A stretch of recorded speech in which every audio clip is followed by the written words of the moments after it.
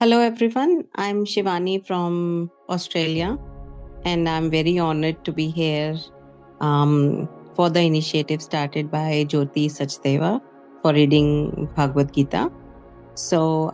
I heartily welcome you all. So, we are going to start from chapter 3, verse 11.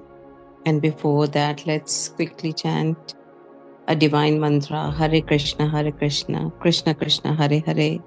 Hare Rama, Rama Rama, Hare Hare.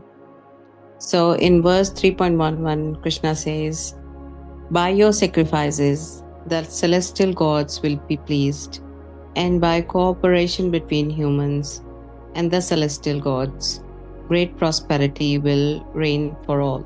3.11 says, by your sacrifices, the celestial gods will be pleased, and by cooperation between humans and the celestial gods, great prosperity will reign for all. Krishna says the celestial gods or devtas are in charge of the administration of the universe. The Supreme Lord does his work of managing this universe through them. These devtas live within this material universe in the higher planes of the existence, called Swarg, or the celestial abodes. The devtas are not God, they are souls like us. They occupy specific posts in the affairs of running the world. Consider the federal government of a country.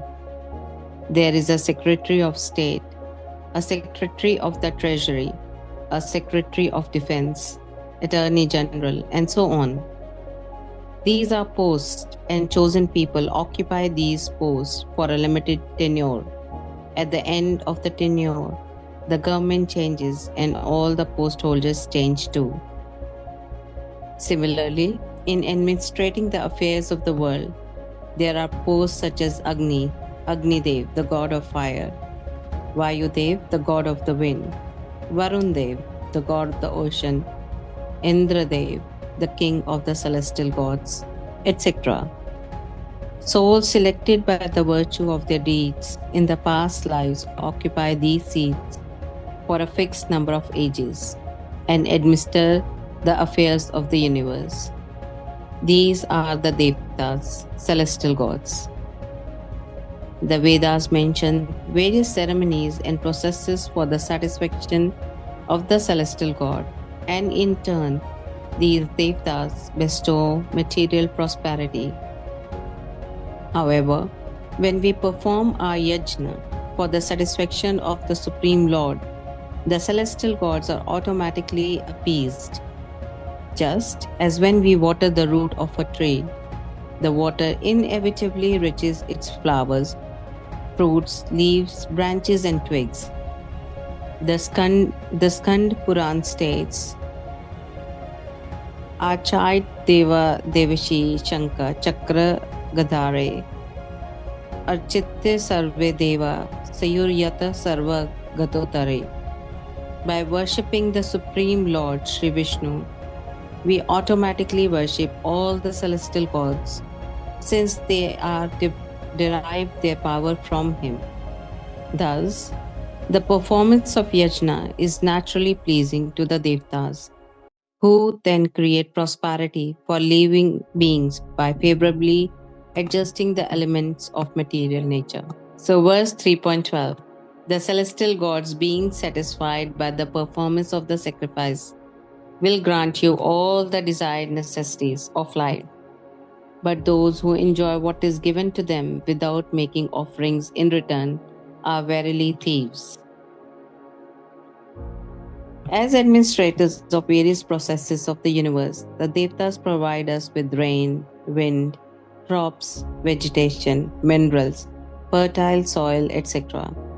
We human beings are indebted to them for all that we receive from them. The Devtas perform their duty and expect us to perform our duty in the proper consciousness too.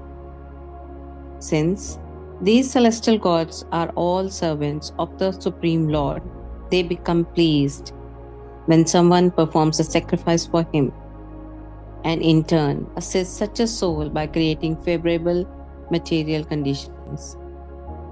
Thus, it is said that when we strongly resolve to serve God, the universe begins to cooperate with us. However, if we begin looking upon the gifts of nature not as means of serving the Lord, but as objects of our own enjoyment, Sri Krishna calls it a thieving mentality. Often people ask the question, I led a virtuous life. I do not harm anyone, nor do I steal anything. But I do not believe in worshipping God, nor do I believe in Him. Am I doing anything wrong? This question is answered in the above verse. Such persons may not be doing anything wrong in the eyes of humans, but they are thieves in the eyes of God. Let us say we walk into someone's house and without recognizing the owner, we sit on the sofa, eat from the refrigerator, and use the restroom. We may claim that we are not doing anything wrong, but we will be considered thieves in the eyes of the law because the house does not belong to us. Similarly, the world that we live in was made by the God, and everything in it belongs to Him.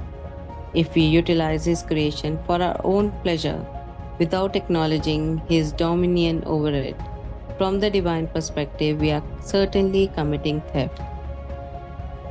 The famous king in the Indian history, Chandragupta, asked Chanakya Pandit, his guru, according to the Vedic scriptures, what is the position of the king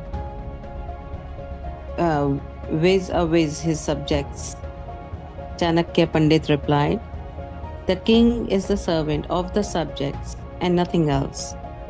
His God-given duty is to help the citizens of the kingdom progress in their journey toward God realization. Whether one is a king, a business person, a farmer, or a worker, each person, as an integral member of the God's world, is expected to do his or her duty as a service to the Supreme. We are moving to a next verse. Verse 13. The spiritually minded who eat food that is first offered in sacrifice are released from all kinds of sin. Others, who cook food for their own enjoyment, verily eat only sin. Krishna says, in the Vedic tradition, food is cooked with the consciousness that the meal is for the pleasure of God.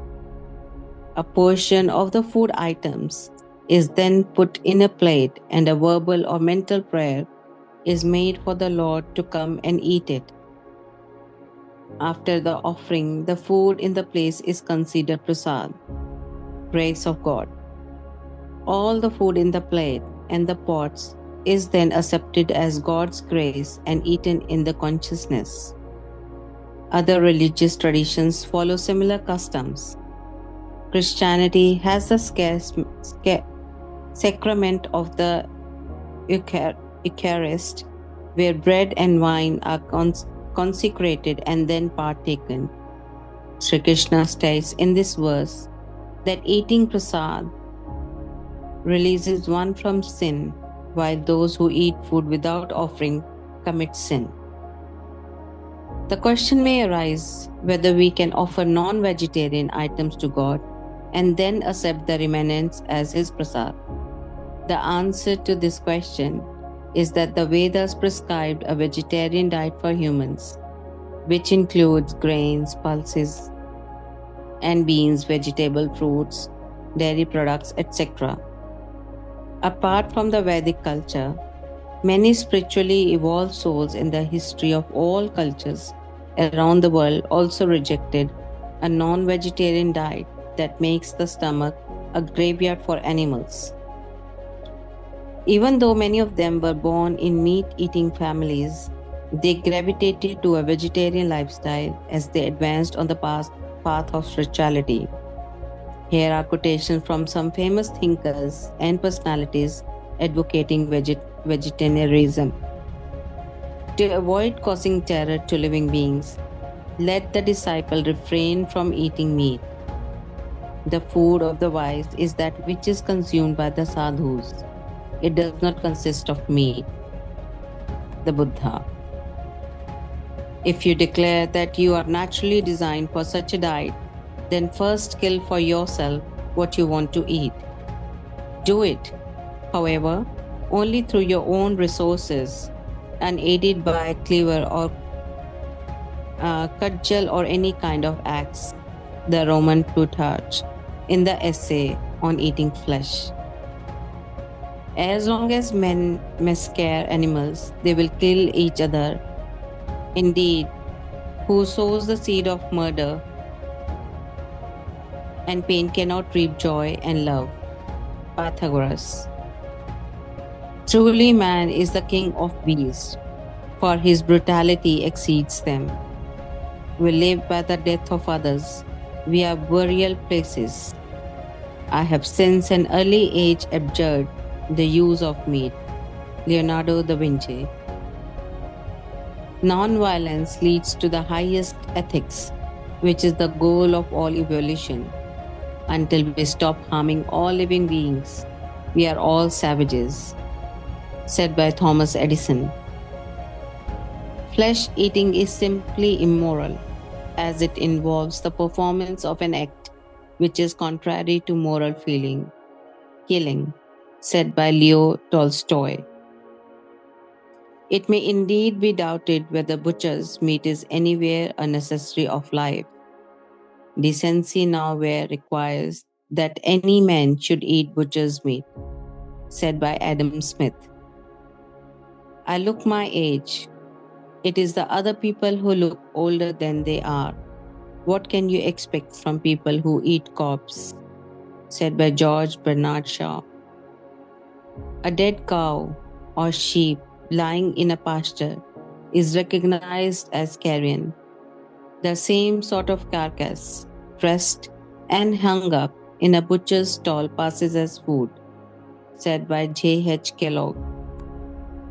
It is my view that the vegetarian manner of living, by its purely physical effect on the human temperament, would most beneficially influence the lot of mankind, said by Albert Einstein. I do feel that spiritual progress does demand at same stage that we should cease to kill our fellow creatures for the satisfaction of our bodily wants, said by Mahatma Gandhi. In this verse, Sri Krishna goes further and says that even vegetation contains life, and if we eat it for our own sense enjoyment, we get bound in the karmic reactions of destroying life.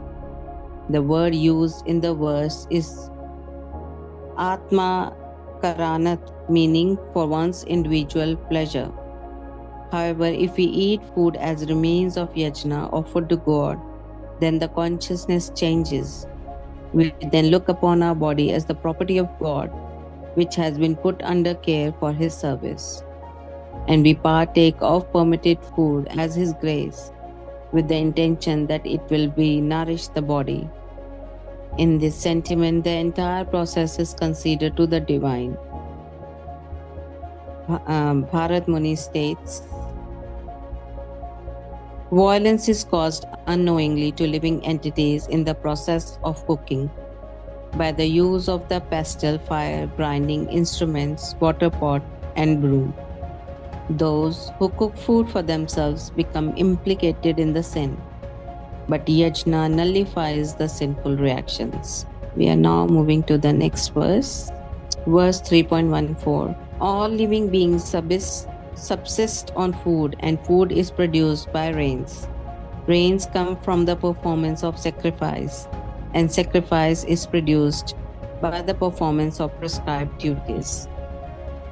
Here Lord Krishna is describing the cycle of nature. Rain begets grains. Grains are eaten and transformed into blood. From blood, semen is created. Semen is the seed from which the human body is created. Human beings perform yajnas, and these propitiate the celestial gods, who then cause rains, and so the cycle continues. Verse 3.15. The duties for human beings are described in the Vedas, and the Vedas are manifested by God Himself. Therefore, the all pervading Lord is eternally present in the acts of sacrifice. The Vedas emanate from the breath of God. The four Vedas, Rig Veda, Yajur Veda, Sama Veda, and Atharva Veda, all emanated from the breath of Supreme Divine Personality. In these eternal Vedas, the duties of humans have been laid down by God Himself. These duties have been planned in such a way that through their performance materially engrossed, person may gradually learn to control their desire and slowly elevate themselves from the mode of ignorance to the mode of the passion, and from the mode of passion to the mode of goodness. These duties are enjoined to be dedicated to Him as yajna. Hence, duties consecrated as sacrifice to God verily become godly, of the nature of God and non different from Him. In Bhagavatam 11.19.39, Sri Krishna declares to Uddhav, Yajno ham Bhagavata Maha. I, the son of Vasudev, am Yajna. The Vedas state, Yajno ve Vishnu. Yajna is indeed Lord Vishnu himself. Reiterating this principle, Sri Krishna says in this verse that God is eternally present in the act of sacrifice. Verse 3.16. O Parth, those who do not accept their responsibility in the cycle of sacrifice established by the Vedas are sinful. They live only for the delight of their senses. Indeed, their lives are in vain. Chakra or cycle means an ordered series of events. The cycle from grains to the rains has been described in verse 3.14. All members of this universal wheel of action perform their duties and contribute to its smooth rotation. Since we also partake of the fruits of this natural cycle, we too must do our bounden duty in the chain. We humans are the only ones in the chain who have been bestowed with the ability to choose our actions by our own free will. We can thus either contribute to the harmony of the cycle or being about discord in the smooth running of this cosmic mechanism. When the majority of the people of human society accept their responsibility to live as integral parts of the universal system, material prosperity abounds and spiritual growth is engendered. Such periods become golden eras in the social and cultural history of humankind. Conversely, when a major section of humankind begins to violate the universal system and rejects its responsibility as the integral part of the cosmic system, then material nature begins to punish, and peace and prosperity become scarce. The wheel of nature has been set up by the God for disciplining, training, and elevating all living beings of varying levels of consciousness. Sri Krishna explains to Arjun that those who do not perform the yajna, enjoyed of them, become slaves of their senses and lead a sinful existence. Thus, they live in vain. But persons conforming to the divine law become pure at heart and free from material contamination. Verse 3.17. But those who rejoice in the self, who are illumined and fully satisfied in the self, for them there is no duty. Only those who have given up desires for external objects can rejoice and be satisfied in the self, the root of bondage in our material desires. This should happen, that should not happen. Sri Krishna explains a little further ahead in this chapter, in verse 3.37, that desire is the cause of all sins. Consequently, it must be renounced. As explained previously in the purport of verse 2.64, it must be borne in mind that whenever Sri Krishna says we should give up desire, he refers to material desires and not to the aspiration for spiritual progress or the desire to realize God. However, why do material desires arise in the first place? When we identify the self with the body, we identify with the yearnings of the body and mind as the desires of the self, and these send us spinning into the realm of Maya. Sage Tulsidas explains, when the soul separated itself from God, the material energy covered it in an illusion. By virtue of that illusion, it began thinking of itself as the body, and ever since, in forgetfulness of the self, it has been experiencing immense misery. Those who are illuminated realize that the self is not material in nature, but divine, and hence imperishable. The perishable objects of the world can never fulfill the thirst of the imperishable soul, and therefore it is a folly to hanker after those sense objects. Thus, self illumined souls learn to unite their consciousness with God and experience His infinite bliss within them. The karma prescribed for the materially conditioned souls are no longer applicable to such illuminated souls because they have already attained the goal of all such karma. For example, as long as one is a college student, one is obliged to follow the rules of the university. But for one who has graduated and earned the degree, the rules now become irrelevant. For such liberated souls, it is said, Brahma with Shruti uh, Murdhani. Those who have united themselves with God not now walk on the head of the Vedas. That is, they have no need to follow the rules of the Vedas any longer. The goal of the Vedas is to help unite the soul with God.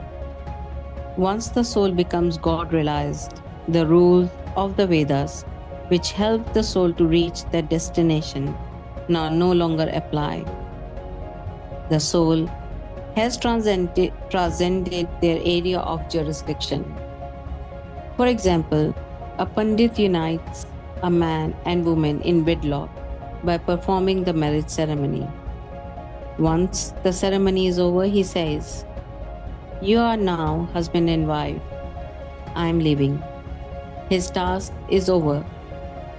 If the wife says, "Panditji, the vows you made us take during the marriage ceremony are not being followed by my husband," the Pandit will reply, "That is not my area of expertise. My duty was to get you both united in marriage, and that work is over." Similarly, the Vedas are there to help unite the self with the Supreme Self. When God realization takes place, the task of Vedas is over. Such an enlightened soul is no longer obliged to perform the Vedic duties. I read a lot. I would like to share two learnings. That one second, I'll go back. I started. So first thing I learned is Krishna says that the food that we eat, we should be offering to the God first, and whenever we offer to the God, because we are putting this body as a medium to serve God. So whatever we eat becomes prasad when we eat with that consciousness, and hence we need to be follow vegetarianism as well, because an act of killing is not in line with God consciousness. That is one thing. And second thing is, the rules doesn't, if we get, अगर हम भगवान और हम all the rules वो तभी जो जो भी स्पिरिचुअलिटी है वो हमें गॉड रियलाइजेशन और गॉड तक पहुंचाने तक है। जब हम वहां पहुंच जाते हैं उसके बाद कोई भी रूल अप्लाई नहीं करता। That's what he said in the last verse that I read, कि सभी रूल्स तभी तक है जब तक कि हम फुली गॉड गॉड में रियलाइजेशन नहीं करते हैं। जब एक बार ही कर लेते हैं, after that no rules apply. This is my learning. Like I was a hardcore non-vegetarian earlier, hmm और it's a total transformation. अभी I don't use even लहसुन प्याज भी नहीं आता है मेरे घर पे। तो इवन आज भी मैं I have a new moon session at my place, तो वो खाना ना जो स्वाद बनता है with the mantras and with the pure intentions with the meditation, I think वही बात इसमें कही गई है कि आप जो खाना खा रहे हो उसको साक्षी भाव करके, डिवाइन को सरेंडर करके उस पे मतलब ऑफर करके अगर आप वो देते हो तो it's not a food, it's a prasad. तो हम्म बहुत इम्पोर्टेंट है फीमेल या जो भी घर में खाना बना रहा है वो मेडिटेशन करे और उसी प्योर इंटेंशन के साथ अगर वो खाना बनाती है। इट्स माय पर्सनल एक्सपीरियंस कि पहले ज़्यादा मसाले और चीज़ें डाल के भी उतना अच्छा खाना नहीं बनता था, अभी बहुत सिंपल खाना भी इतना टेस्टी बन जाता है। Just it's pure intention. तो और वो खाना खाने के बाद से आई एम फीलिंग वेरी मतलब कामनेस इन माई सेल्फ। मुझे अपने अंदर से बहुत सुकून और कामनेस लगता है। जैसे पहले बोलते थे प्याज लहसुन नहीं खाना चाहिए, काम से वो होता है, फूड होता है, बट वो हम्म भाषा मुझे समझ में ही नहीं आती थी कि ऐसा क्यों। तो अभी जैसे भागवत गीता इसमें भी चैप्टर में भी यही है कि आप जो ऑफर कर रहे हो वो अगर नॉन वेज ऑफर कर रहे हो तो दैट्स अ पेनफुल एनर्जीज। तो वो हम्म अगर हम शेयर मतलब मेरा ऑटोमेटिकली छूट गया और नहीं, अभी मुझे इतनी क्या है ना रिलैक्स लगता है। कि नॉन वेजिटेरियन तो समझ में आता है, पर मैं अभी भी अनियन और गार्लिक नहीं छोड़ पा रही हूँ फॉर सम रीजन। जैसे आप कह रहे हो ना, समझ में नहीं आता है मेरे को, वो समझ में नहीं आ रहा कि आई अंडरस्टैंड इट्स अ तामसिक एनर्जी, मेरे को वो भी पता है, लेकिन वो अभी इतना समझ में नहीं आ रहा कि non veg is is a act of killing, that's fine, but वो दूसरा कैसे अपनी उसमें लेके आऊं, थिंकिंग में। एक्चुअली जो मेरे को लगता है कि डेलिबरेटली आप नहीं कर पाओगे, वो ऑटो प्रोसेस में हम्म होगा। वो आपकी बॉडी खुद ही हम्म अब वो आपको बता देगी कि अब वो आप नहीं ले पा रहे हो। लाइक दो तीन हम्म दिन पहले आई ट्राइड कि मैं मैगी खाऊं, वो खाते ही हम्म फर्स्ट स्पून खाते ही आई फेल्ट लाइक यार नहीं, बहुत अजीब एनर्जी आ रही है, नहीं खा पाऊंगी। तो मतलब वो अपने आप धीरे धीरे छूट जाएगा। जहाँ आपकी वाइब्रेशन मेडिटेशन से इतनी समहाउ मैगी से कुछ तो है। मैगी मैंने भी ना समहाउ पता नहीं कैसे छोड़ दी, मेरा बिल्कुल मन ही नहीं करता मैगी को खाने को। हाँ हाँ, पहले इतने शौक से मैं खाती थी, लेकिन मैगी अब अपना अपने आप मन नहीं कर रहा। क्योंकि उसमें प्रिजर्वेटिव है ना। जब व्हेन यू आप स्पिरिचुअलिटी में आगे की तरफ जाते हो तो आप प्योरिटी की तरफ जाते हो। जैसे केमिकल हम्म क्रीम या केमिकल सोप, हम कुछ भी एडल्टरेटेड चीजें हमारी बॉडी ले नहीं पाती है। तो लहसुन हम्म प्याज भी ऑटो प्रोसेस में छूटा है, कुछ भी मैंने किया नहीं है, अपने आप हम्म हो रहा है। हम्म तो हम्म वो बस होने के लिए अपने आप होगा। उसमें हमें जोर नहीं डालना कि ये मैं क्यों नहीं कर पा रही, और गिल्ट में नहीं जाना कि हम्म मैं नहीं कर पा रही। हम्म नॉन-वेज खाने में तो ख़ैर गिल्ट आता ही था। जब समझ में आ गया हम्म था तो वो गिल्ट आने लग गया था। समझ में आ गया था कि यार ये गलत हो रहा है। हम्म हम्म तो दैट्स प्याज़ राइट। लहसुन का गिल्ट नहीं आएगा, लेकिन वो अपने आप बॉडी रिजेक्ट कर देगी। Yes yes, that's fine. Anita ji, हमारे पास 1 मिनट है अभी। Neena ji, if you want to share.